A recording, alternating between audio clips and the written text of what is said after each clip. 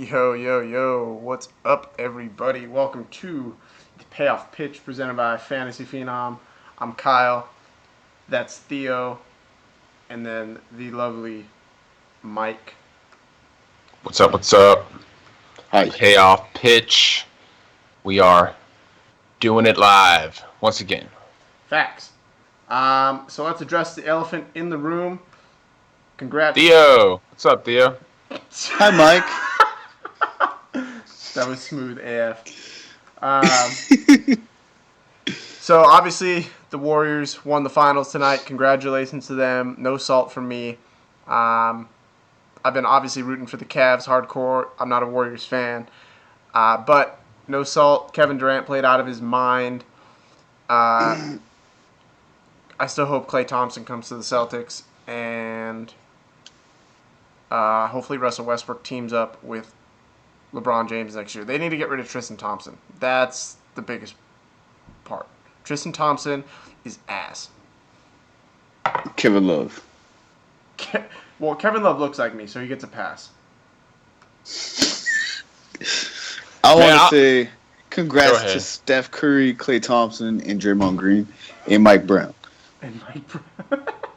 Because KD stole a championship, and Steve Kerr was there for like 2 or 3 games.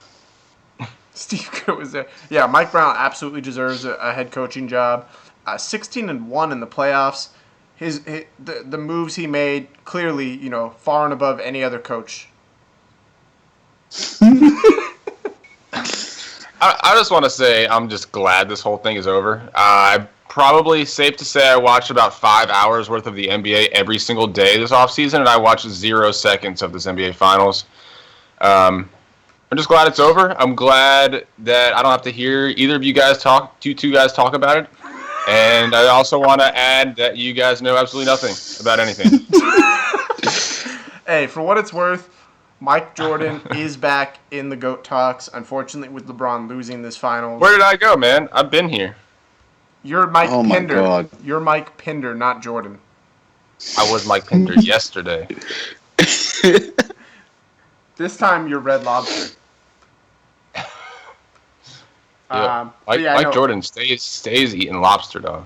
Mike Jordan is definitely back in the GOAT talks. I think that's a conversation for another day, but I think it's time to revisit that now that LeBron James wasn't able to pull this one off. I think we'll start to see Russell Westbrook and Chris Paul on the Cavs. That could be a dynamic duo. Put LeBron at the 5, Westbrook at the 3. Yo, Kyle, just don't you have like a romper to try on, man? Go do something else because this is ridiculous. Don't act like you weren't in that picture, Mike. You had a romper too. All right. All right, whatever. Let's. I'm gonna save our listeners some ear bleeding. And do what we do. Shout out the top pitchers on the day, right? Fact. Jacob deGrom, Masahiro Tanaka, Yu Darvish. Tanaka! For your top 3 scoring pitchers on DraftKings. Yo. Steven Strasburg was 80% owned in cash on DraftKings, close to 50 in tournaments, and just kind of came out like fluff today. Yo, shout out to Vegas again. So we went from liking Alex Meyer last night, who actually wasn't a bad play. He didn't perform terrible, to Tanaka being our GPP play, and whack. And then, let's talk about the other ones. White Sox stack, fire. The one we did miss on the Mariners stack, that's okay. Not me. That was one of my stacks. All my stacks came through. Facts. The Mariners. I'm just talking for Mets, Vegas. And who was my third? What was my third stack? The Padres. So Crushed it, man. Yep. Cash Vegas. everywhere tonight. Vegas told me White Sox, Pirates, both fire. Padres AF were fire. AF. The Yankees and under put me on Tanaka. Who was the other stack, Theo? We talked about it. Phillies. What? Phillies. The Phillies stack. If you picked the right Phillies, you did well today. So Yeah. any of Howie those, Kendrick, Daniel Nava, I believe, Aaron Altier. So, yeah, I think the Phillies stack would have done some work. I think you needed to find that cheap stack. I went Padres. I played Darvish. I played DeGrom and Strasburg in the majority of my lineups today because of how poor the pitching selection was and how much I liked the value that opened up with these lineups that we kind of talked about last night. And it worked out well today. Dude, these stacks were low owned AF. The Padres weren't on DraftKings. Well, the Padres were not we expected the Padres to be chalked, though, because Arroyo was attackable. I'm talking about the White Sox, the Phillies, the Pirates, right? Again, if you pick the right bats. So, for those of you that aren't in those pre-lock shows, you guys need to get in there because that's when we reveal where all the Vegas movement is. We'll break it down for you and tell you where all the money is going. And obviously on the night show before the games, we have no idea. So when it comes down to an hour and a half before lock, we can get a really, really good idea of where money's going and where those cheap stacks are going to be. And they have been consistently fire. I've hit over 200 on FanDuel 3 straight days using it. Needless to say, I'm cashing very easily. By far my most profitable 3-day stretch of the season. So if you guys aren't in those pre-lock shows, you need to be there. Yeah, I played Kevin Smith. Nice. Solid punt. A lot of good punts today. Willie Garcia? Especially in those. I think in those pre-lock shows. I play Willie. I was going to say, especially in those pre-lock shows. When those lineups come out, we can really figure out what the value is and how to best build a roster. I think that's the best part about those shows because it's not a generalization. Like, we don't know what the lineups are going to be the night before. So when we talk about what teams we like to stack on those pre-lock shows, we can talk about specific plays based on price and where they're batting. Exactly. So, that's just the emphasis on that. It is obviously an added bonus to being part of the Phenom, but I promise you, those shows alone with just the knowledge of where the Vegas movement is and also knowing where the lineups are and where to stack. Not saying we're the end-all, be-all or that we know it all, but can really help put you on some plays because I know some Phenoms were on the White Sox and the Phillies today and the Padres, of course, and they cashed. So, beautiful seeing that. Sir. All right. Let's look at some pitching for tomorrow. We have Sir Jimmy Nelson, who continues to strike out an absurd amount of lefties. He's got now a 30% K rate on the year versus lefties. However, there's not a lot of lefties on St. Louis. You have 2 at the top of the lineup in Matt Carpenter, Dexter Fowler. So I think we can kind of disregard his splits versus lefties and look at him as a whole versus Cardinals team. And then you have Lance Lynn, who has not exactly excelled versus lefties. In fact, his splits are pretty glaring. He is absolutely owning right-handed hitters with a 135 average, a 27% K rate, 198 WOBA, whereas lefties, a 362 WOBA and 244 average against. And I think it goes without saying, a lot of the power on Milwaukee is lefties. I think we first got to say that this game isn't included at all in the main slate. It's all day. This is only all day, which I don't recommend playing because it's also 5 hours before a lock, so you're not going to have any of the lineups of any other 14 games. So I really didn't look much at this game. I think, like you said, both these pitchers have been mediocre, serviceable in some starts. I guess Jimmy Nelson has had a few really awesome ones, but I don't know. I really didn't spend much time checking this game out. Is Travis Shaw going to be back tomorrow? Not 100% sure. But real quick, is this Brewers pitching staff legit? They're first in the NL Central right now. You have Chase Anderson, Jimmy Nelson, who's been very much above average. You have Junior Guerra, who's been decent since he's come back. I'd say above average. Who am I missing? I'm missing 2 other guys. Matt Garza. Yeah, Matt Garza's Matt Garza. If he's your 5th pitcher, that's not a bad pitching staff. Are they legit? I mean, it's a similar conversation to the Rockies, man. Are they legit? I mean, both teams in really bad pitching parks. I tend to lean no. Like, if I'm investing. I think Rockies are legit. I think that team and that pitching staff is legit. I don't think there's anything fake at this point about what they're doing. I'm just saying from like a fantasy season-long perspective, betting on the Rockies pitching is generally not a smart move. Yeah, but I'm talking about is the staff legit enough for them to remain contenders is where I'm getting at. Not so much DFS. I'm taking it away from DFS for a second. Is the staff legit? Oh, yeah. Yeah, I think they've got potential, man, to go places this year. Bet. Same. So, all right. Well, it's like a 3-month sample size, so yeah. That's what I'm saying. I think by now it's kind of worth saying. So, Atlanta, Washington, R.A. Dickey, and Joe Ross. Joe Ross has been the definition of volatile this year. At times, he's made you want to projectile vomit playing him. Very nice. You like how I did that, huh? Oh, yeah. Is he in play versus Atlanta tomorrow? And then you have R.A. Dickey on the slate, who had actually a really decent, probably his best start of the year last time, going against this Atlanta team that did put up some runs today, but has been colder over the past couple days, to say the least. There were 8 home runs hit in this game today, I believe. Yeah, they cost me a parlay. Tyler Flowers, 9th inning. I would have won a lot more money. I had a 3-team parlay going, and I nailed the first 2. They weren't even hard. White Sox and Pirates. By the way, money line, they were both underdogs. Actually, no, Pirates weren't, but White Sox were.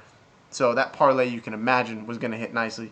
The Washington Nationals were the most favored team in that parlay. I was like, I'll just throw that in there. Easy 3-teamer. Nope.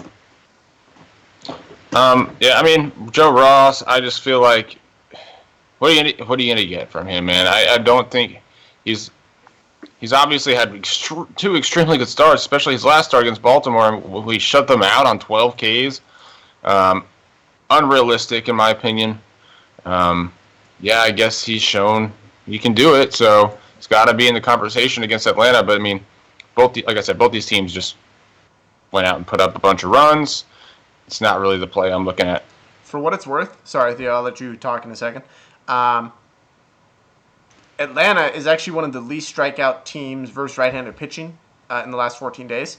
Strasburg obviously need not apply to that conversation because he can strike out anybody. But Joe Ross, I wouldn't say, is on Strasburg's level of strikeouts. And so that is a cause for concern with this Atlanta lineup. Yeah. Theo, Bet. your input? So one reason I didn't play Strasburg today was Atlanta's been super hot versus righties recently. I think that they keep that up tomorrow. I think Matt Kemp, one of the locks tomorrow. I was looking at his how he hits pitches really quick before the show today, and if I remember right, he matches up really well versus Joe Ross. Yeah, and for those of you that have the sheets, by the way, that is a tab included. BVP pitch type right here. We didn't get to do the show tonight. Somebody thought he got electrocuted. Yeah, Mike had to go into work. But that's a story for another day. Mike will gladly explain. I can't tell that's... I wish I could, but I can't. Oh, that's facts. But... Yeah, HIPAA. Never mind. That's all I need to know. Anyway, I mean, this Braves team is surprising, man. I think that's kind of where we're getting at from this whole discussion. They're surprising a lot of people. Dansby Swansea, Theo's man crush, continues to have a good month of June. Tyler Flowers should be playing every day, in my opinion. But because R.A. Dickey's on the mound, he probably won't be. Matt Adams has come over here and looked like a slugger.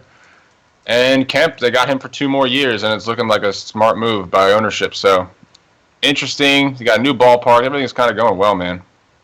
By the way, real quick, Mo just joined the chat. He said, "What's up, guys?" Yo. Welcome what up, back. Mo?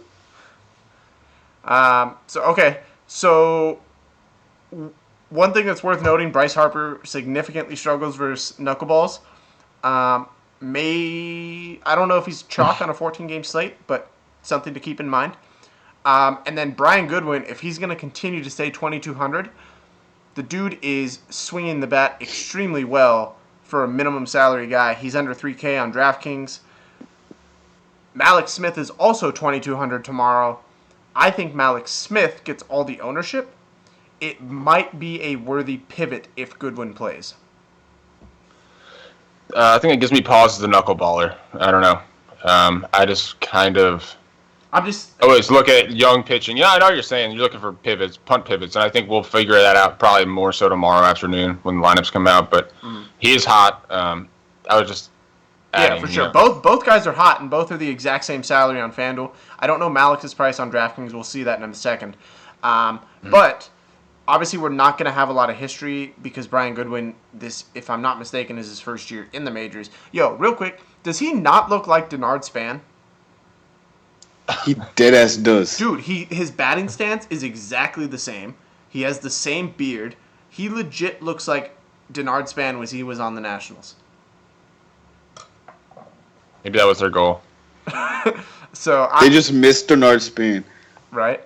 But I really think, again, I think it's a punt pivot because Malik Smith is the hot name right now. People will, for the same exact price, pick Malik's over Brian Goodwin. If Malik's decides to bust tomorrow, not saying Goodwin doesn't, but ownership pivot. So something to keep in mind. Malik's is up to 3,500. So yeah, you see, he's now he's in mid range. Good old FanDuel, still 2,200. Even after the day off, they had a day to adjust the price, and he's still 2,200. I mean, it is only a $200 price rise. He was 33 last slate, so, but still, he's not a punt anymore. I feel like people at FanDuel only work like 2 days a week. Damn. Calling them out, dude. They check in on Friday. It takes them like 2 years to change somebody's profile picture. They check in on Friday and see how a player's done and adjust the price. He'll go from 2,200 to 35 in one day. You're not even wrong either. I know. All right, Colorado, Pittsburgh, Tyler Chatwood and Garrett Cole. Garrett Cole, as Mike has mentioned numerous times, has a bad home run problem this year. And Tyler Chatwood, on the other hand, not so much the case. Pitching really well. We just talked about this Colorado pitching staff. If it's legit, they're in a pitcher's park. However, Pittsburgh has been hot. But they clearly are better versus lefties than righties. I'm not necessarily saying Chatwood's a guy I'm going to jump on FanDuel. Maybe on DraftKings SP2, but I think he's out of that price range if you're going to look at Kershaw. Again, Kershaw slate tomorrow, by the way. Garrett Cole is actually $1,000 cheaper on DraftKings, Mike. Is he in play? For the price, perhaps. I mean, we know his upside, right? It's just the problem is those home run numbers are so juicy. 15 home runs and 13 starts this year. It's like I would much rather be playing some Colorado bats, you know? Thing about Tyler Chatwood is his home and away splits. Obviously, a Colorado pitcher, you got to look at that, and he is significantly better on the road. No surprise. Exactly. And so in seven starts on the road, a batting average against of 171. In 6 starts at home, a batting average against of 301. So very significant home away splits for Chatwood. Again, you mentioned we like to stack Pittsburgh against lefties. I think you're kind of looking at one-offs on this lineup, and the two guys I think of are the guys you pay up to because they're both hitting well. McCutchen, and Harrison both had another good game today, extending some streaks. So we were all over Harrison. Yeah, we were all over this Pittsburgh stack. I had a little bit of it. I didn't have a lot. Well, I mean, it wasn't necessarily the best stack of the day, but if you had the right bats, you very much could have cashed with it. So now Colorado does strike out a ton. I mean, they do have some hitters. Obviously, the 1 through 3 doesn't strike me as guys that strike out. Cargo had another 0 for 5 day, but it comes in real cheap on DraftKings. But the bottom of this order does strike out. Dude, what is up with Cargo this year? He has not got it going at all. He cannot put together consistent starts. He had that like 2-week streak, and that was it. So I don't know, man. Maybe Cole's in play at an SP2 option at his price because he's severely underpriced. and we know his pedigree. That's true. Theo, what are you looking at in this game, if either pitcher? I don't like either pitcher just because I think there's better pitchers on the slate to go after Scott Fieldman, but I love Charlie Blackmon tomorrow. You're talking to pitch, obviously. Better pitchers to pitch. Yes. You're crazy, man. It's a 14-game slate. I think that's the first thing. When you're looking at pitchers, you really got to narrow down your pool. And I find it hard to pay down at pitching ever. And so especially on a big slate, it's tough for me to do. Yeah. Well, and it's hard to take risks like this too. Like exactly. Garrett Cole. Mm-hmm. I'd rather take risk. I'd rather take risk on bats. Bats that are punts, like put 2 punts in your lineup as a risk instead of paying down to one of your 2 pitchers. Yeah. Seems like a safer strategy. Because your pitcher on a good night usually ends up about half your points or a little less. You can't get them wrong. Yeah. Cool. Tampa and Toronto, Jacob Faria, Narnia, something like that. Narnia. And Marco Estrada. Thoughts? What's his name? Matt Andriese was. So they put Faria back down after they called. They took Andriese off to his DL, and I don't even think Andriese made a start. They put him back on the DL, and they're saying that he's not going to be back until like August. So this is his job to win or lose at this point. 2 good starts in place of Matt Andriese when he was called up. I believe they weren't against terrible opponents either. One was versus the White Sox. Oh, no, it was only 1 good start. Against the White Sox. He made a spot start, 3 hits allowed, 1 earned, 5 Ks, 2 walks. Take it with a grain of salt. Righties versus White Sox. Very different absolutely. Than lefties versus White Sox. And very different than Toronto. Can we attack Jacob Faria? We look at his minor league numbers real quick. He is a strikeout pitcher, was averaging close to 11 Ks per 9 in AAA this year, and it was even better in AA the year prior. So that is interesting to keep an eye on. Again, I don't think you throw him on a 14-game slate, but if he goes out there and he strikes out 7, 8, 9 Blue Jays, I think he's on the radar, That's fair. Price? What's his price on DraftKings? Because I don't look at him on FanDuel. 7.5. He's 7.5. I think he's 5.5 on FanDuel. Again, it's the fact that prospects coming in. If he's 7.5 on FanDuel or on DraftKings, that's an auto fade for me. Yeah. No. Again, I like to pay up for my pitchers, and a guy that's only made 1 start in the majors. That's on a 14-game slate. It's not a risk I want to take. I'd rather play Garrett Cole for 6.8 than Jacob Faria in Toronto versus Toronto bats with 1 start. That's more money. Yeah, I agree. On second thought, I like Estrada today against Tampa. That's risky, Mike. Righty versus Tampa in a hitter's park. Lefty, I would agree with you. Righty, I don't know if I can jump on that with you, buddy. I'm just saying, 8 or more Ks in 3 of his last 4 starts. Obviously, we know what Tampa does as far as strikeout numbers. So it's a GPP play for the K upside. So that's where I'm at. I don't like his StatCast numbers, nor do I like his fly ball numbers. If I remember correctly, Tampa's their outcomes, I think over 60% of their at-bats end in a flyout, strikeout, or a walk. Yeah, they hit homers. Or a home run. I'm sorry. They hit homers. Yeah.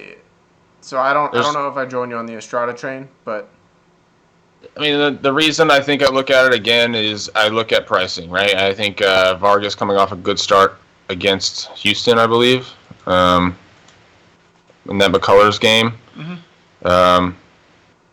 Face in San Francisco is pretty much the price. He's the tournament pivot off of Vargas, I think. Fair. Theo, are you on Estrada at all? Are you on Tampa bats? I'm on the Tampa bats more than I am on Estrada. I don't like those hard contact numbers, the high fly ball ratio, or the home runs per 9 against Tampa. It's fair. Definitely not playing whatever his name is against Toronto. Seems like they're heating up since they got everybody back. So, and they're in Toronto, so that's automatic fade. So, speaking of that, Justin Smoke, for whatever reason, the entire draft class of, I believe it's 08 or 09, all the top prospects decided to have their breakout year this year. Tim Beckham, Justin Smoke. There's a couple others. The names are blanking on me. But 2 in this game, actually. So, weird stat, but fun fact. So hopefully the Mariners don't trade Evan White before 9 years after being drafted. Yo, what about the Twins not taking Hunter Green? Hey, Dude, man. Hunter Green's going to be a superstar. I saw a quote from the Reds GM because they had the second pick, Yeah. Mm-hmm. and he said, "I was worried we didn't have a high enough pick to get Hunter Green." Straight. I feel like that's kind of a low key shot to the Twins, being like, "Thanks." It's 100% a shot, but well deserved for the Twins being dumb. Yeah, I think it just comes down to a proven guy at high school and college level to a guy that hasn't faced college level pitch or hitting. Well, they could have taken McKay, too. They could have, right? So I thought they were going to be honest. They need pitching. So I thought they were going to take one of those. One of the 3, Kyle Wright also. Kyle Wright has an awesome name. Arizona at Detroit. Arizona, spoiler alert, is ass on the road. What? I need stats to back this up, guys. Because you keep telling me this, and I don't know. All right, hold on. What makes you say that? Hold on. For me, it's the eye test. I mean, I rely a lot on Arizona. I rely a lot on the eye test too. I mean, when I go to look up stats, I'm not looking up stats on every player. I look up stats based on the eye test. I'm like, oh man, I feel like they're not good out on the road. Let me look it up. I got your stats. So listen here. Arizona on the road this year. There are 30 teams in the MLB. Guess where Arizona ranks in average? 30. Arizona has 29 home runs on the year on the road. Guess where that ranks in the MLB? 30. 29, only behind the Dodgers. They have 108 runs scored. Guess where that ranks in the MLB? 30. 30. Bet. Word. That makes a lot of sense. No, again, stats back up the eye test. So, Buck Farmer, however, he also has a pretty bad eye test, right? No, he's been amazing. No, yeah, you're right. He has been amazing. If that's what you meant. Are you buying it? I think he's definitely worth a shot. Do I necessarily do it on FanDuel when you have Kershaw on the slate? Probably not. I mean, GPP, maybe if you want to be really, really crazy. But if you do that, you better hit on your bats, man, and you better get a home run from every single one of them. But on DraftKings as an SP2, fire up Buck Farmer, man. I am 100% confident in this guy being very much a SP2 option tomorrow. If he goes out and gets you 15 to 20 points on DraftKings, I think you're ecstatic with having Kershaw as your SP1. And I don't think a lot of people, quite honestly, will view Buck Farmer as that guy because of what Arizona as a team has done on the season, and they won't look at the home-away splits. No, I like the call as from an ownership perspective. It just reminds me, we talked about Jacob Faria, and we said we'd much rather play Garrett Cole. Garrett Cole and Buck Farmer have only $100 difference today on DraftKings. Okay, so let me get you. Hold on. I have more stats, Mike. The two starts for Farmer this year were at the White Sox against the Angels, so poor teams. Truth. But Garrett Cole is facing the Rockies. Guess where they rank in average on the road, because they're on the road as well, in the MLB this year. They're one of the best offenses and have the best record, so it's definitely a much riskier play. They're top 10. Strikeouts. So I think this is important. It is worth noting that Colorado strikes out a ton more. 324 strikeouts on the road this year. In fact, that is the most, I lied, the second most in the entire MLB, only behind Detroit, actually. So that's interesting. That makes Garrett Cole a little more interesting. Arizona strikes out 287 times. Not nearly as much, but I still like. I think Arizona has less potency on the road than Colorado does. Yeah, that's fair. I think if you wanted to pay down, I think it's not a bad decision. I agree. I just don't like to on a big slate. But if you're playing Kershaw, I don't know if you can pay up for your second pitcher. I think you can. I consistently do it. Are you gonna play Malik Smith and Brian Goodwin and Cliff Pennington in every lineup? No, I mean today I cashed all my lineups with both Strasburg and DeGrom. The slate before that I played. Hold on. I remember you played Ray and someone, yeah. Theo, what are your thoughts on Buck Farmer, Theo? He's been awesome, and Josh was in the sweatshop hoping to get him cheap, so I want to tell everybody to play him. Or he wanted him low owned, so I want everybody to play Buck Farmer tomorrow. In the free roll. At least in the free roll, yes. Or if you realize you're in the same contest as Josh, throw in Buck Farmer. Theo, where did you place in the free roll today? On DK? Yeah. 8th. Nice. You know who plays first? Mike Chad Pinder. Got to get in that free roll, guys. Check out some lineups. We had 42 people in there today, so shout out to everybody that tried to compete. Tried to. Here Mike goes. You got Mike on his high horse. All I right, need everybody in the FanDuel free roll tomorrow to take out Moses and Marmar. And Jeff. Dude, Jeff is okay. Jeff is okay. What about attacking Greinke? No. Do you do it? No, you don't do it again with these Tiger No. bats?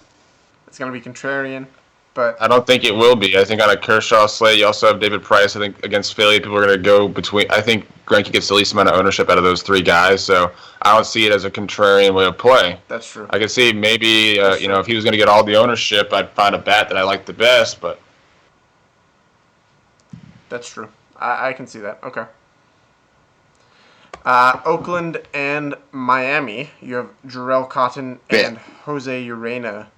Are you stacking Oakland yet again? Give me Chris Davis and Ryan Healy and Mike Pinder.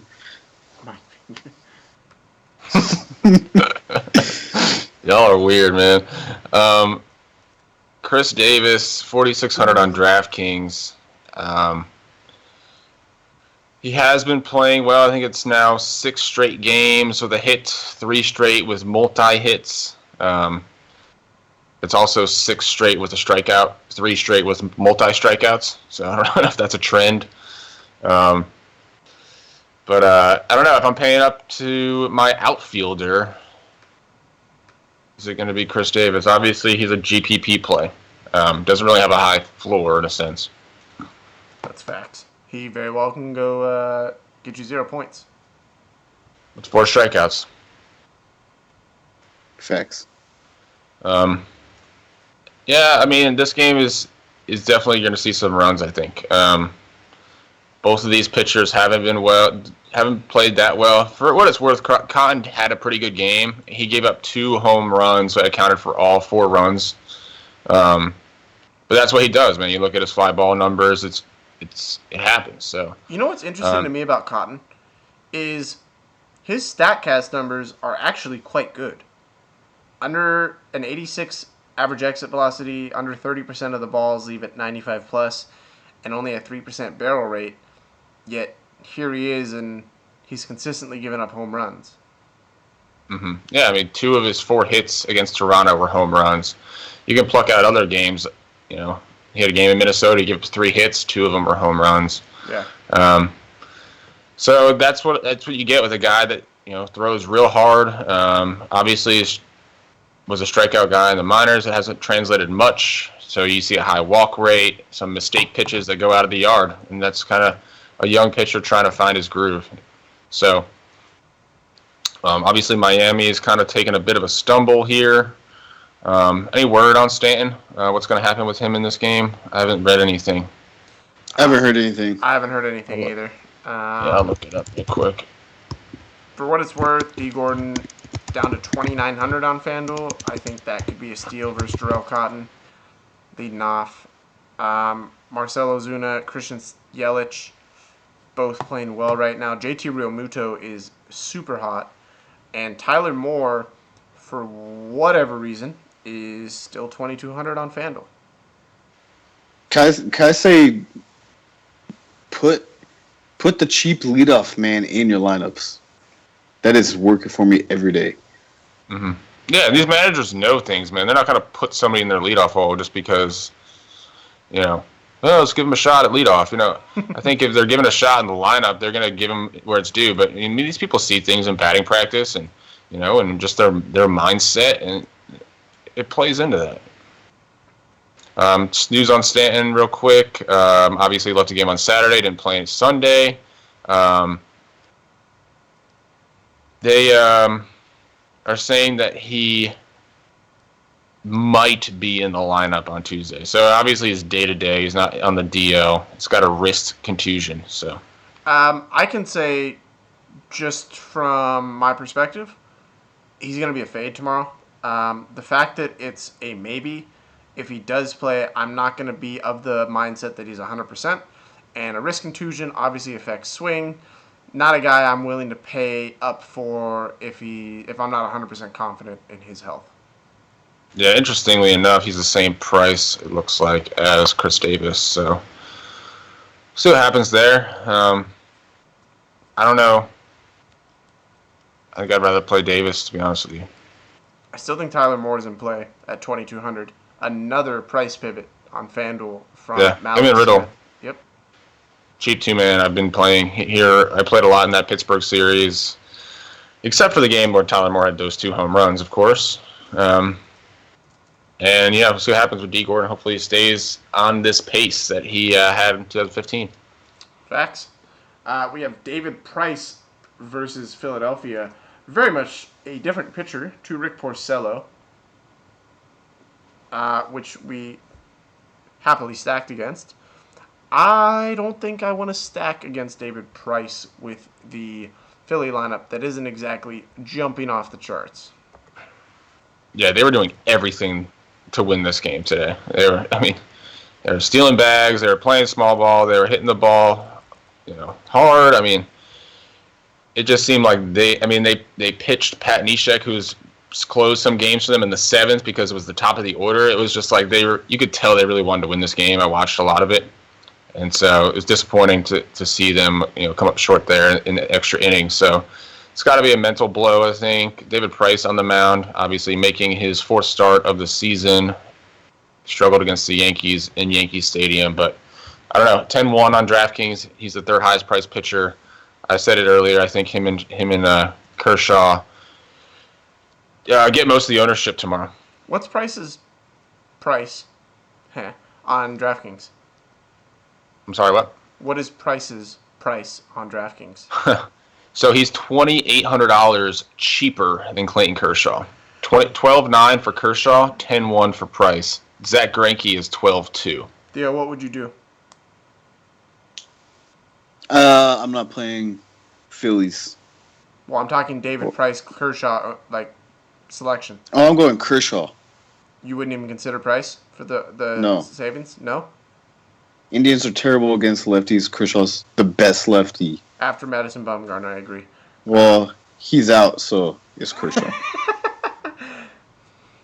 No, I mean, it's a solid point, I think, especially from a FanDuel perspective. So on DraftKings, I think it's just going to depend. Like, I wasn't considering playing DeGrom and Strasburg at all yesterday until I saw the lineups, and, I realized that, like, there was probably a player at every position that I could consider punting, and was like, all right, there's enough people here where I could probably put 3 punts in my lineup, and it worked out, So if that happens again tomorrow, I'll consider it, but it's unlikely.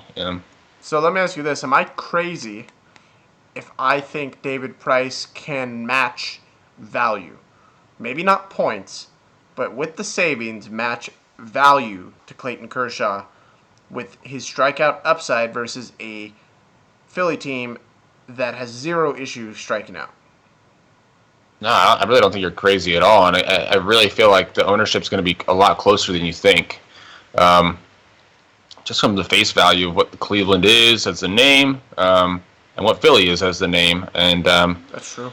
we talked about it today. I don't know if we talked about it last night or on the lock show, but say with DeGrom and Strasburg, say Clayton Kershaw scores 30 DraftKings points and David Price scores 25, right? Kershaw outscored Price, but you also got $2,800 in savings by doing it, and you can find that points. You took a guy like today. Strasburg was 80 or 45% owned in my tournaments, and so you're taking a guy that's less owned. You get more. You get some savings, and he still put up pretty much almost the same fantasy total. Yeah, I'm really considering Price tomorrow. I'll have that decision closer to lock, but as of right now, he's my SP2. I can't not say Kershaw's number one.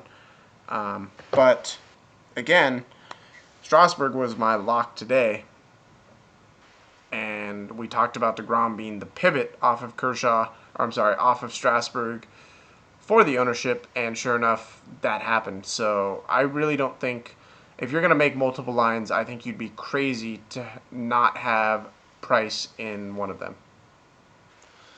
Yeah, just to round this out, because I think it's an important part of this slate.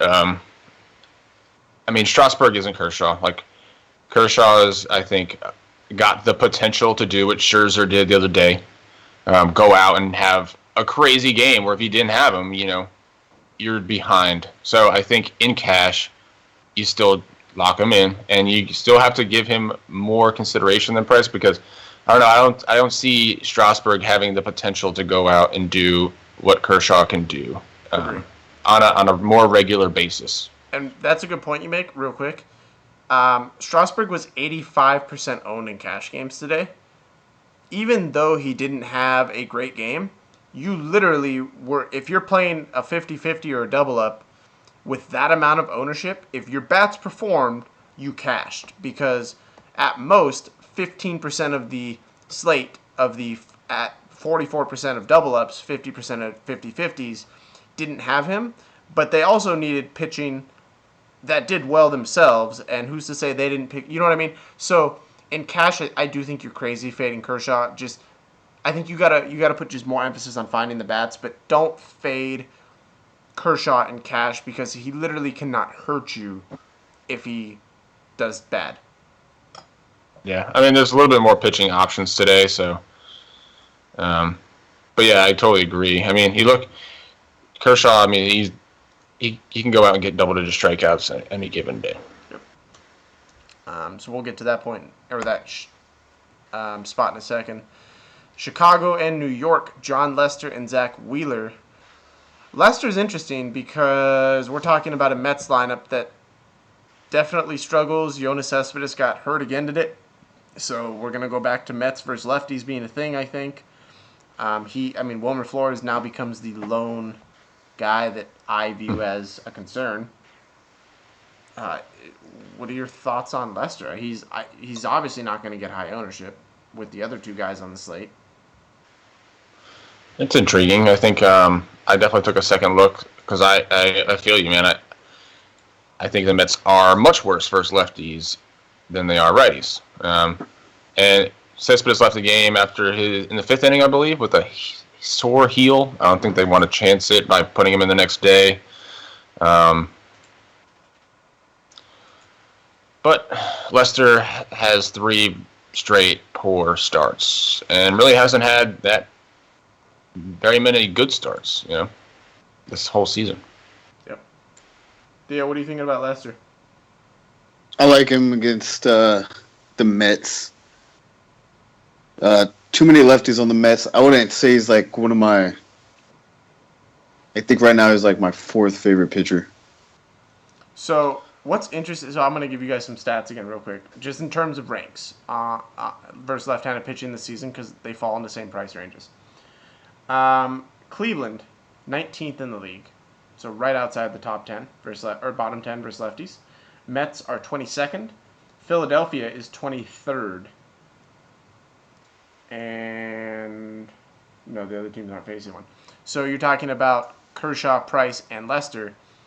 Obviously, all 3 teams are way far down in terms of rank. Philadelphia being the worst by numbers, but they also strike out more. No, the Indians strike out the most versus lefties out of those 3 teams, the Mets being the least.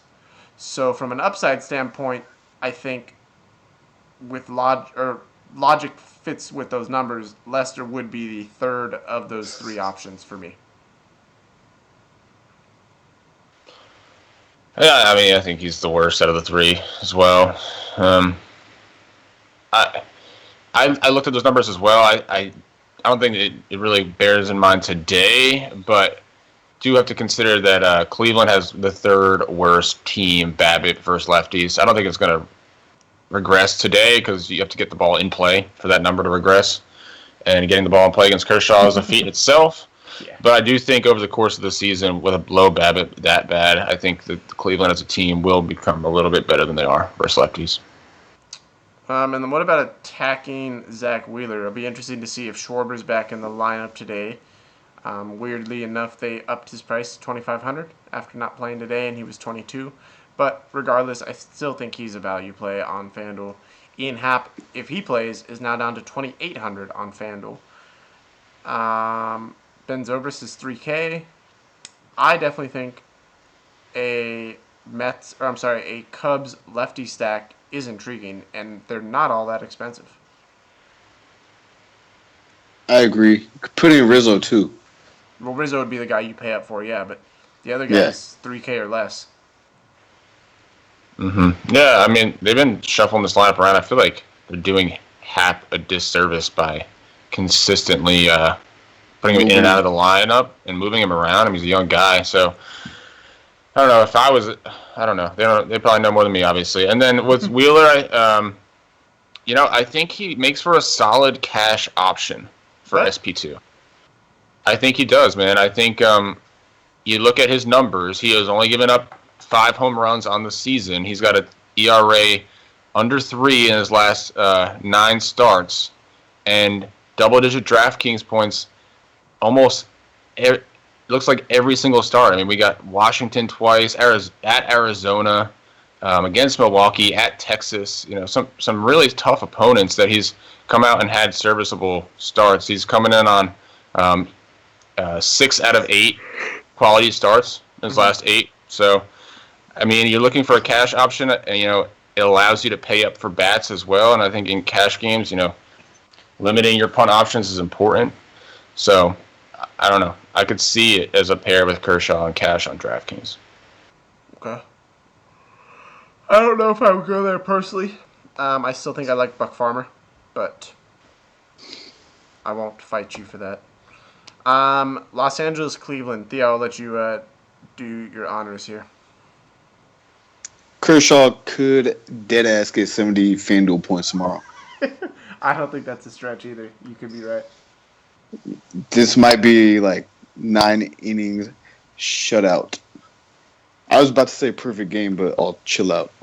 Are you just basing that on the lefty stats as a team? Well, they suck against lefties. They strike out the most out of the three teams facing lefties. And Kershaw is Kershaw. Yeah. I mean, obviously he's going to be very popular. So my first inclination from a tournament perspective is, okay, how much exposure do I want for the guy that's going to be the most popular, right? Like what are the chances in my mind that Kershaw goes out and has a slate winning performance? If the chances are above what I think his ownership will be, then I'll go with the field. If it's below, then I'll try and go underweight. Mm-hmm. I think Kershaw could be in the winning lineup tomorrow. But so say he's 50% owned. Do you think he's got a 50% chance of being in the winning lineup, or do you think higher? Higher. So you know what? On DraftKings, it's hard for me to give an opinion. One, because I don't have the education on the DraftKings side of things. I just don't play enough. Mm-hmm. On FanDuel, I would argue the higher, to be honest with you. The matchup but this is what scares me as well. The matchup seems so much that he's a lock on FanDuel or as a pitcher that it almost concerns me. It seems too easy. And as someone that gambles, there is no such thing as an easy bet. And I don't know, just superstition and gut.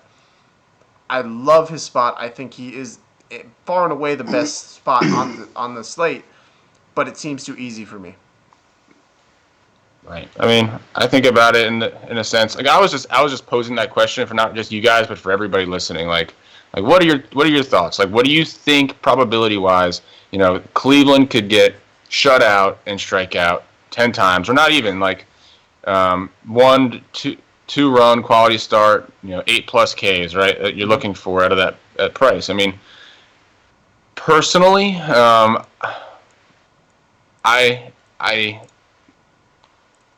I tend to want to look elsewhere in the majority of my lineups, just from a tournament perspective, right? Mm-hmm. In cash, I agree. I think you need to lock him in, but I think there's enough pitchers on the slate that have the matchup and the potential to do what Kershaw can do for cheaper. That's fair. Again, I don't know, maybe it's DraftKings FanDuel thing. I don't understand the dynamics of FanDuel from a standpoint of I couldn't advise you on how to build your roster effectively because there's a reason I don't play it better on FanDuel. So definitely. No, I'm the same way. Yeah. Better. So what about attacking Bauer with Dodger bats? Is that in play? I definitely think so. Yes, I agree. And, they're coming off a really solid game this past Sunday against Cincinnati, right? What was it? Bellinger had a big game. Who else had a big game in that one? Taylor, I believe. Corey Seager. Grand slam. Game winning. I mean, not walk-off, but game winning. Go ahead, I would say. Yeah, so coming in on a high note, got the day off. You're in Cleveland. Real quick, for FanDuel players, Chase Utley, for whatever reason, is still 2,600. If he's leading off again tomorrow versus Bauer, this dude has re-found himself. I don't know how. He's ancient, but apparently he's good again. He's like the Giants when they got Cody Ross and Pat Burrell. For whatever reason, he's seemingly found his swing. So if he's going to lead off, he usually leads off against righties. That's what I'm thinking. So if he leads off again tomorrow, I think that could be a very, very, very nice second base play for the cheap, and you move on. I might try to get every cheap leadoff hitter in my lineup tomorrow with Kershaw. It's not a bad idea. Yeah, I think it's Dodger one-offs for me. I don't know if I'm stacking. I love Bellinger. He's mad expensive, though. $3,800. God damn it. Yeah. Baltimore, Chicago, Derek Holland. and Alec Asher. So Holland is ridiculous with his splits. He has absolutely owned lefties this year and called righties daddy. So where are you looking at with Baltimore with a righty heavy lineup? Namely, Wellington Castillo will be back. He's been playing, so let me put him in there real Oh quick. yes. Yeah, that's the first guy I thought of. Just some notes here. Chris Davis looks like he's headed to the DL. Oblique injury. Just kind of one of those really large swing and misses he likes to take. Set his ass to the DL. Looks like they brought in Hung Soo Kim. It looks like he went to the outfield, then they put Mancini at first. I think Kim is a lefty, so I don't know. Maybe they find somebody else. Maybe they make a roster move, bring somebody up. We'll see. But either way, Derek Holland has been really probably one of the worst pitchers on the slate in the last 2 starts. Mm-hmm. He's given up 6 home runs in those 2 starts, 3 against Detroit, 3 against Tampa Bay. That's a lot of home runs. Yeah. So, I mean, obviously, Baltimore has some power. Their prices are pretty nice. Man, John Scope really screwed up today. I don't know if you saw that game. I did, but I'm sure. trying to stretch. Yeah, down by like 3 runs in the 9th inning. I wouldn't be surprised if Buck doesn't even play him tomorrow. That was pretty bad. But Adam Jones' price is really still too cheap to me. I definitely will have some of him tomorrow as a one-off. Steven Trumbo, I think. Yeah. For guys that can, Trumbo, 44 home runs last year? I think they're too cheap. I played Mancini today. He hit a home run. I guarantee he'll be in the lineup again for the cheap. So Castillo, dude, at 2,800, 3,300 on DraftKings. I might have to call that a lock right now. versus a lefty. Yeah. So we'll see. We'll see where I go. But I might. You're talking about trying to get cheap bats with Kershaw. He's not the cheapest catcher. We talk about punting that position, but I think that's a doable price for a guy that has elite power versus lefties. What about? Yeah, I don't know. I wouldn't call that a punt, but yeah, I agree. He does hit lefties well. What about Chicago bats versus Alec Asher? I was thinking that's interesting because Asher has reverse splits. Yep. So I'm not going to play Chicago because they're terrible against righties, but I'm going to be interested to see how that game plays out on the Chicago side. Yeah, I think you definitely go after Alec Asher. He has a walk problem. He's like most of these Baltimore pitchers. That worries me, though, from a stacking standpoint. I don't want to attack a guy that has a walking issue because what are the chances that my guy is the guy that gets walked and then I just get the 3 points? You know what I mean? That's the reason I don't attack Mike Pelfrey. I think it depends on the pitching style. Like you talk about Jarrell Cotton, a guy that throws hard and looks to strike people out that has walk problems, have a bigger proponency to have mistake pitches that we call home run pitch. Yeah. Whereas Mike I don't know like that I said, will gladly pitch around 3 guys to get to the guy he wants to pitch to. it's more by design. It's not like he's missing as far as why he's walking. So I don't have a scouting report on Asher in front of me. I don't know who he relates to better in a sense. I do know he's the cheapest guy on DraftKings for a reason. He has one good start this entire season. The White Sox, we talk about loving them versus lefties, but I think you can definitely go back here. I just don't know where. The punts I don't like versus this guy. Anderson I guess is interesting, but then I don't know if I want to pay up either. Yeah, I'm gonna fade Chicago tomorrow. I talked about Avi Garcia today, his price being absurd, and it's again tomorrow, even though he had a great game today. Yeah. I'm not saying that Chicago can't do well. Initial thoughts, I think I fade, though. You're going to have to pick games to fade. You just realistically can't stack 15 games, and given the stats versus righties, I think there's better matchups. So, I'm Baltimore, but more. Yeah. Seattle, Minnesota, Kyle Gibson and Christian Bergman. I believe this is another rematch, man, just like today. Yep. So this was, if I'm not mistaken, a really low-scoring game last time they played each other. I'm looking it up right now. Theo, do you remember? I think it was. Yeah, it was 2-1. I think Gibson the Twins won. Yep, 2-1. 2-1. Kyle Gibson got the win. Bergman took the loss. Rough loss, obviously. Dang, I must have not cashed that day because I was probably all over this because I am again today. We talked about this as a game stack. I'm going to call fluke and say I'm going to go right back here to attack both these pitchers. Besides that Toronto series, Mariners are hot. And it seems like they have the Twins' number this year. I love the Mariners tomorrow, especially with my boy Mitch Haniger back. And a fun fact, David Valencia switched his walk-up music to Mask Off by Future. He's been on fire ever since then. And that was the best piece of analysis you've given all video, man. Thank you. Hell yeah. And Christian Bregman will get destroyed by Miguel Sano. I hope so, because I'll be right back at it. I think a lot of people won't, just because he put up a complete dud today in a good spot. Obviously, a doable price. And then I'm right back at it. I don't know why. Mitch Haniger was under 10% everywhere today that I played him. I have no idea why on DraftKings that was the case. I had that two-man stack of him and Cruz almost all my lineups and worked out really well. Mike Zunino on a hot streak. I did play him in one lineup, even though his prices. But this is that guy. I mean, he's I don't watch him enough, but he seems like a guy that is an emotional player. Danny Valencia is 2,800 on FanDuel tomorrow. That's enticing. Yeah, I definitely think you can go after Kyle Gibson.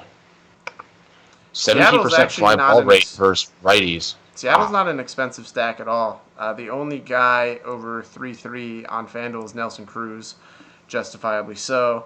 Kyle Seager's only 3.3. Robinson Cano's only 3.1. Mitch Haniger's 3K. So I think a Seattle stack is in play. And then obviously Minnesota, Sano, Dozier had a good game today. If Kenny's Vargas plays, I love that. Max Kepler. So yeah, Minnesota stack, absolutely. A game stack. Let's just go there. Definitely. This is crazy, man. That is a crazy stat. Go back for a second. Kyle Gibson's fly ball rate versus righties at 17%, and he has a BABIP versus righties of 365. How does that correlate? And then he must not be getting any fly balls versus righties. But they're all they're it's not good though. 365 is a high. That must be a very small, that percentage must be a very small sample. Yeah. So he must not be getting any fly balls versus right, which that's crazy to me. Yeah. I don't know. That's odd. So Texas, Houston, Nick Martinez is who it looks like will start, and then Brad Peacock. Didn't pitch Peacock last time. Faded that chalk. Worked out well.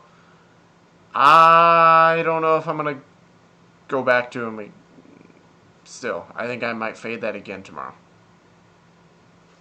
Yeah, so Brad Peacock is making the start for Lance McCullers on only 3 days rest.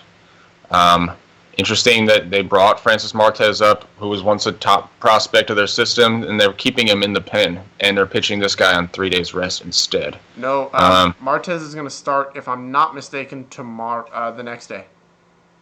Okay, so he just probably wasn't built up enough or ready. Yeah. So I don't know. On 3, I mean, I guess they're rationalizing this by the fact he only pitched 3 innings against Atlanta because he got rocked on 4 walks and 7 hits in those 3 innings. So maybe he didn't pitch his full pitch count. I don't know, but wait, I don't know. Hold on. Okay, I'm just looking right here. So MLB, again, not saying they're the most trustworthy. They have Peacock pitching both Tuesday and Wednesday. So Well, that's something, not right. yeah, obviously something to worth monitoring. Martez, Houston came out and said he will start versus Texas. They didn't say which game, at least to my knowledge. If this is on 3 days rest for Peacock, I would not be surprised if it is tomorrow that he starts. So something to keep an eye out. Yeah, my source is Jake Kaplan, which is one of the beat writers for the Houston Chronicle, who said he's going to start tomorrow. Okay, so then Martez will probably start Wednesday because they did say he will start in this series. I just find it odd that. Well, I mean, I guess obviously, you're like you said, if he's not ready, then he's not ready. So, but obviously he's not going to pitch both days. So I think these are both gas cans in a hitter's park. yeah. Josh asks, I think you know more about him than I do, Mike. How good is Martez? He's not looked good this season. I think they were apprehensive to bring him up. I mean, this is a guy that I took a chance on in my Dynasty. my dynasty league with my rookie draft or my minor draft because he had a really great year last year in the minors. They promoted him to AAA, and hasn't looked good. They brought up Peacock. They brought up who else? Who's the other guy? God, I can't think of his name right now. They brought up two other guys with Keuchel being out, with Musgrove being out, with Morton being out.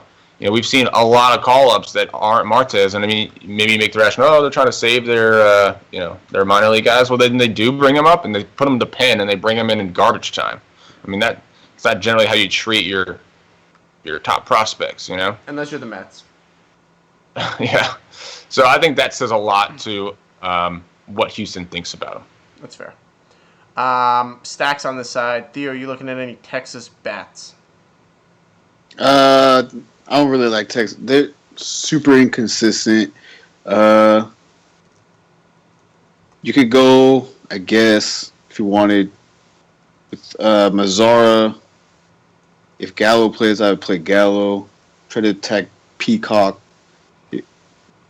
But Peacock might not be in the game that long since he is on 3 days rest, even though he did only pitch 3 innings. And Houston has a really good bullpen. Yeah. So that's true. I haven't stacked Texas that much at all this year, actually. I will say it is a very cheap way to go tomorrow on DraftKings against a pitcher on 3 days rest in a hitter's park. I think you can go both sides of this. I think Houston is probably, again, George Springer another 0 today in a good spot. I think you can go right back there. I don't like to stack. I mean, I'll keep saying this on big slates. I generally don't stack. I mean, sometimes it happens. I build a player pool and then I build my lineups based on it. Who's the best play that fits in my lineup? Sometimes, I end up with stacks. Sometimes I don't. Fair. So, yeah, I don't know. I'm with you. I'm definitely seeing definitely a lot of plays out of this game. So.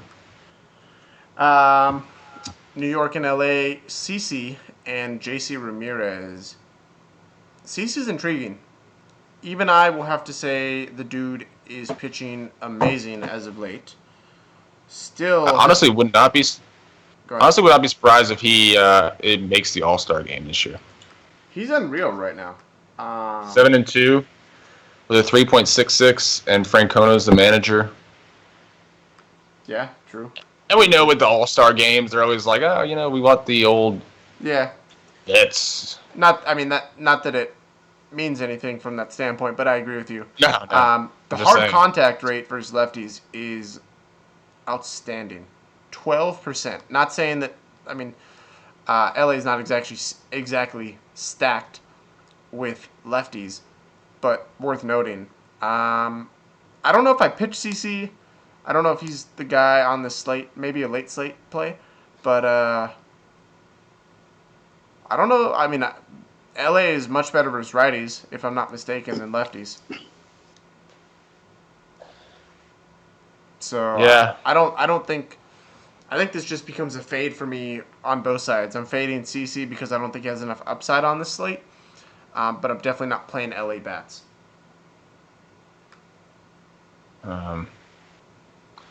The price is what gets me. 8.7 on DraftKings. I mean, that puts him top 5. If I'm not So, mistaken, he's 8.6 on FanDuel. Not cheap either. like, he would be an immediate SP2 option if he was priced where he has been, which was low 7, mid 7. But now at the top 5 player, so does he have the upside to justify that price to be a top 5 pitcher? I don't think he does. It's debatable. I just don't see. I really don't see enough upside, man. You need length out of him. That's the thing. He needs to pitch 7, 8 innings. Theo, what are your That's thoughts? That's how he gets his upside. You know. I don't see it either. I don't. I'm so locked in on Kershaw tomorrow that I haven't really looked at anybody else, pitching wise. Yeah. So That's fair. I looked at Lester a little bit in price, but I'm just stuck on Kershaw. And it's not to discredit what CeCe's doing. It's just more so that I just don't see enough K upside in him for the price. Exactly. Again, he needs to give you length in order to give you upside. Facts. He definitely gives you. Never mind. That was gonna come out wrong. Let's just talk about JC Ramirez. It is a good spot for CC. I could see him getting the win today pretty easily. It's just I don't know that. I don't know. Ramirez against the Yanks. It's really a fact is he attackable or not? I think the answer is probably yes. Absolutely. Against the Yanks? Hell yeah. It's not even a question. Judge hit another home run tonight, 22 on the year. Dude's ridiculous, man. Even I'll give my respect where it's due. I'm in a humble state tonight with the Warriors and Judge both doing their thing. So props to Judge. But yeah. 439 feet to the opposite field for the go-ahead against the Angels closer. So. Yeah, no, absolutely no pitching JC Ramirez tomorrow. And Yankees stack is in play. I love the Yankees. I love the top of the order. And Gary JC most of JC Ramirez's runs he gives up comes in the first inning also. That's why I love the top of the lineup. That is extremely true. He first inning gas can. Yep. Guess how much Aaron Judge is making this season? Probably like $20K. Nah, that's a little bit more than that. 120. 500K. 500,000. He's about to be making. Actually, Aaron Hicks is making the same amount. So these two guys are a steal for the Yankees right now. I think Aaron Judge is literally going to get Aaron Hicks paid if they keep putting Aaron Hicks in front of Aaron Judge. Truth. Fun fact, guess where Aaron Judge is from? I think it's Fresno. Yep, California. So West Coast, clearly, what do we call it here, Theo? The best coast. Facts. And he's in LA, I'm sure he's happy to be close to home. I think they're going to Oakland after this as well. Dude, his Sandlot shirt the other day was fire. Haven't had Holiday. Yo, he looked mad cute. He's doing it right, man. He really is doing it right. I feel it, man. All right, since he's San Diego, a little different pitching matchup than what we had today. Scott Feldman, a tad bit better than Bronson Arroyo. Fire. And Clayton Richard. Perdomo had a nice game today, actually. So, I know, Theo, you're all over Feldman, so go ahead and do your little spiel. I love Feldman. I think his worst pitch is his fastball, but he only throws a little bit over 30% of the time. And if I remember right, Padres cannot hit breaking balls. Yeah, they look for fastball changeups early at Oakland. And Padres also strike out 32% of the time against righties. Yeah, they do. They strike out a ton. Definitely a plus matchup for Feldman, who's put together a couple of good starts, I believe. I don't have the numbers in front of me. And Pitcher's Park. Right. What about So let's Jose see. Perella? Where's this? Dude is still 2,500 on FanDuel. Talked about that punt today. I'm mad AF. I didn't play him in my late night slate. I still cashed, but I could have cashed more if I played Perella. I tried to get cute and played Peraza. He got me nothing. Yeah. And now I had Perella, Myers, and Hedges in that lineup with Cruz and That's fire. pretty much everybody else I said. Yeah, Feldman against St. Louis, 7 innings of shutout ball, 4 hits, only 4 Ks. So he's got a positive K matchup. So interesting. Scott Feldman 7K, Buck Farmer 6'9", Garrett Cole 6'8". Feldman.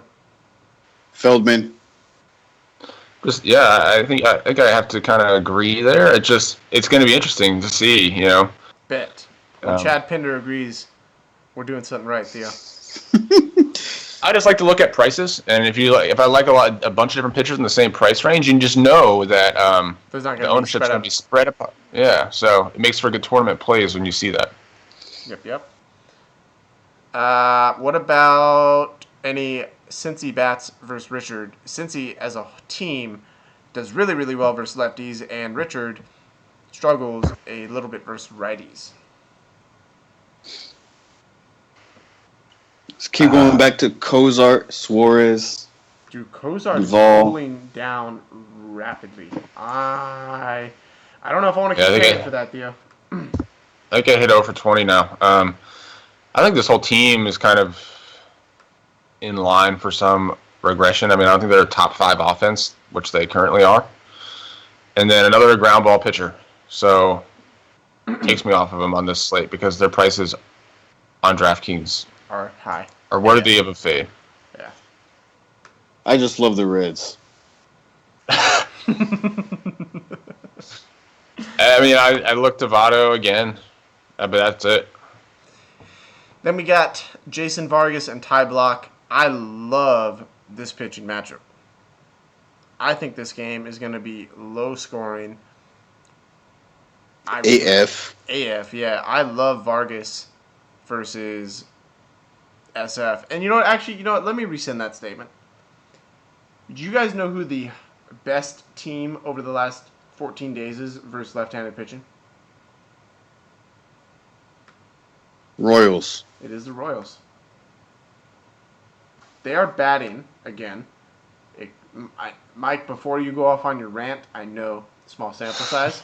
500 batting average versus left-handed hitting, left-handed pitching. So, I'm waiting to the All-Star break before I start bringing up stats versus lefties. You're never gonna be able to recent performance. You're never gonna. I mean, that's always recent performance is recent performance, right? I'm talking where they've been at the last 2 weeks, and they've been killing lefties. So, Block. That's why I said I kind of rescind my statement. I don't know that Block is a guy I look at tomorrow for that. Moose is absolutely crushing lefties this year. He has zero problem hitting them. Sal Perez, we know about that. Eric Hosmer remains hot. Lorenzo Cain is heating up very nicely. All of a sudden, this lineup looks nice 1 through 6. Merrifield, Bonifacio, Cain, Hosmer, Perez, and Moose. All threats right now with the way they're hitting. Yeah, Alex Gordon is alive. I don't know how that happened, but he's somehow alive now. He's still... Alex Gordon is 2,700 on FanDuel when I have Malik Smith, Brian Goodwin, and Tyler Moore for 2,200. It's awesome that Alex Gordon hits a home run and he goes from like 2,300 on DraftKings to 3K. And Malik Smith has a 52-point game and is like, well, cool, we'll chill here at 2,200. I think Vargas is going to be popular tomorrow. I mentioned it earlier when I was talking about Estrada as the ownership pivot at that price range. I just really feel like Vargas is going to be popular. People saw what StatCast King Santana did, and here's another StatCast King coming in. So Giants are so fucking bad. Yeah. No. And he gets a pitcher's I heard park. Giants are so bad. And we can't hit lefties to save our life. Literally one player in the lineup hits lefties well, and it's Buster Posey. To me, Vargas and CeCe are similar type of spots today, though. I mean, neither of these guys have, like, legit strikeout stuff. Neither of them are playing a legit strikeout team. I think San Francisco has been better, and the Angels they've both been striking out more. But neither of them are really big strikeout type of pitchers, and they've both been, all right, I think everything we said about CeCe applies to Vargas today. Yeah. Again, Block's interesting. There's a couple guys in the chat that are on him just because Block's been good at home. Very valid. Also, Tone brings up the point Casey's 27th in batting average away. I take the standpoint, personally, that I value recent performance over season long when I'm looking at a current matchup. But what are your guys? I guess that's a good talking point. What are your guys' takes on that? Do you value recent when evaluating a matchup, or do you value season long? I've been using recent a lot for finding pitchers, and I've been crushing pitching lately. So I like recent a lot more than season long, especially if a guy or a team are on a hot streak. It's better to look at that or a cold streak than look at season long. It's like a guy like Conforto who was hot at the beginning of the year and cooled off. His stats will still resemble his hot streak because he was hot for so long. You make him look good, but recent stats will tell you something else when he cooled off. For me, I mean, with pitching, I think I value the matchup more so. With hitting, generally what I've been doing is I'll look at the matchup and then I'll find the bats opposing the pitcher I want to attack, and I'll look for what bats do I want to buy low on, and which bats do I want to sell high, right? I mean, because we talk about DraftKings dynamic pricing, everybody that's priced up that shouldn't be is on a hot streak, right? So you have to make that decision. Am I riding this hot streak, or am I going to try and buy low on a guy that is underpriced but he's been cold? So I definitely value streaks because so does DraftKings and so does their pricing. So you have to think in that mindset, in my opinion, when you're looking at your bets. That's 100%. So I guess it's different for us on FanDuel because they don't price anybody. So on FanDuel, I just pick the guys that are hot because generally they're priced fairly. Yeah, no, and that's kind of my standpoint. Josh does bring up a really good point in the chat. Recent is based on performance, though, in the fact that if you're facing a ton of good or bad pitchers, your recent stats could be skewed from that. So you do have to do a little more digging, right, to find kind of who they've played and where they're at. But to me, I look at KC and their recent performance, and it's impressive to me what they just went to San Diego, which is widely regarded as one of the better pitching parks, and what they did as a team. So do I think they put up 13 runs or 12 runs tomorrow or consistently? No.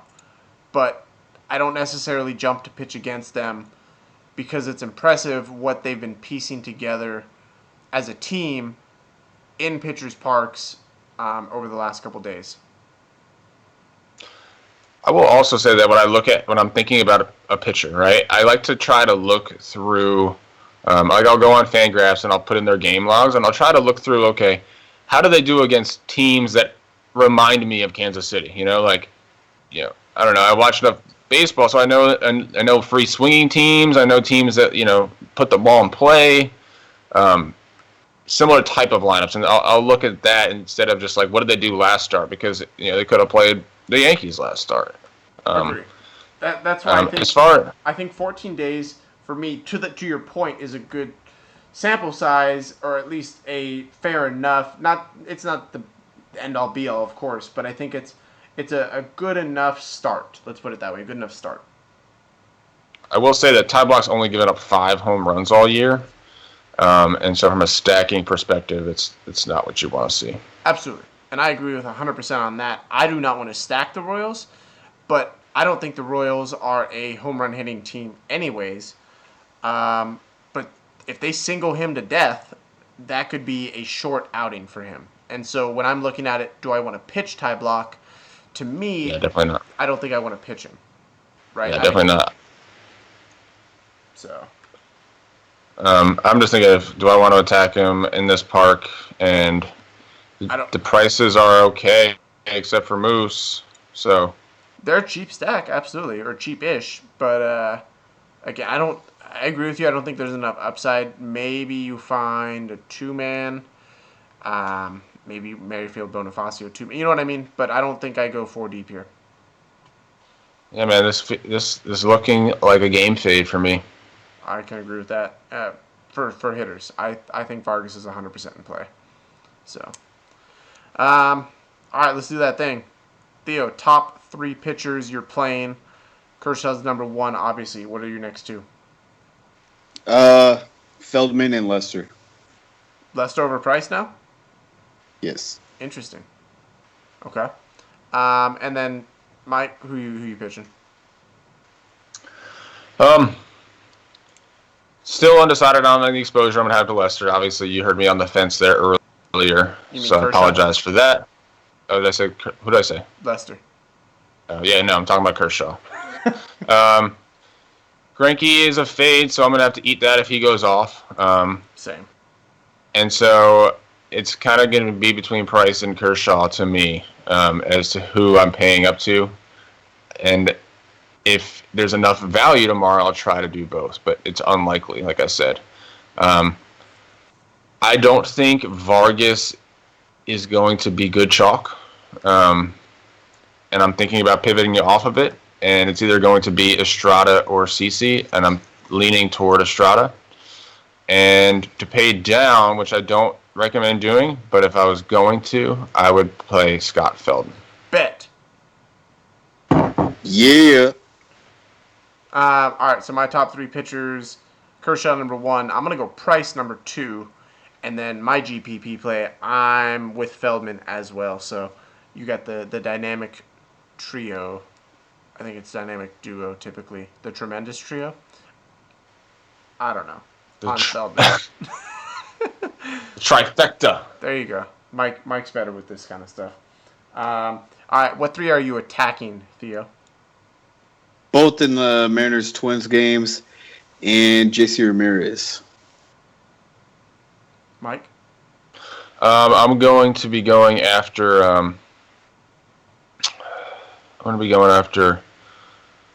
Man, who was it? Kyle Gibson with Seattle. Yep.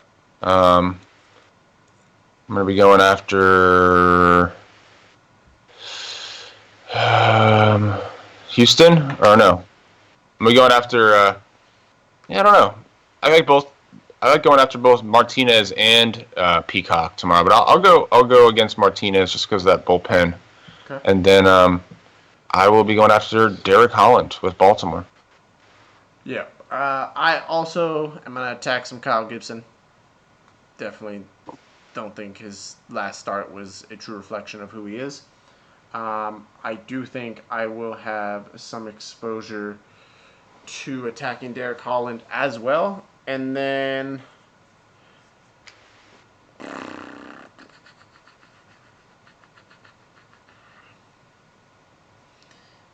man, you know what? I'm going to say Dodgers versus Trevor Bauer. Bet. I don't think that's a bad play. I think Boston against Blake Lively is intriguing. Obviously, it's a stack. It's not really something I look for with homers because they don't. Not really hitting homers. Boston is not live AF at hitting homers. Yeah, they're struggling right now to get it out. Lol. The Yankees against Ramirez. Nobody really mentioned that, but I think that's obvious. I think they'll be chalky. Oh, okay, yeah, they'll be chalky tomorrow. Definitely a lot of strategy involved. I think when lineups come out, we'll have a better understanding of what the value is and where you can go with pitching, and where the rest of the industry will go. So look forward to the Lock Show tomorrow for some more strategy. get in that And those lock Vegas show. lines. Yep, get in that lock show. I will have a full breakdown of where the money is going and what some cheap stacks you guys will be able to find and roster. I promise you the strategy is working, and I promise you I'm not leaving you out on the dark on it. I am, and Mike can attest to it, we're working on a presentation for it. It's just, if you guys have heard me talk about it, teaching it takes time, and I'm also trying to find the most accurate sites. Different sites give different consensus of where people are. Yeah, I think in the meantime, you just familiarize yourself more with it, you know? Yeah, just do some research on Vegas. Well, actually, no. Just like what the numbers mean and, Yeah, what learn the what it terminology. means. Learn what it means, but I caution you about um, unless you know what you're looking for, it's hard because Vegas is mistaught. We talked about that on the Lock Show today, but what they talk about, how Vegas is perceived, is not always the case. Cut the check, ask when's the next live stream. Well, the Lock Show will be tomorrow at 2 o'clock for the subscribers, and then obviously we'll be back tomorrow night to break down Wednesday's slate. So, Theo, are you going to be on the Lock Show tomorrow? Probably because you're gonna say, "Theo, you're on the show." It'll be lit then. Fine. So, all right, guys. Well, thank you again for tuning in. Hopefully, you enjoyed the show. We'll be back tomorrow, and I know we'll all be up relatively early talking the slate as always. So, have a wonderful night, and good luck tomorrow.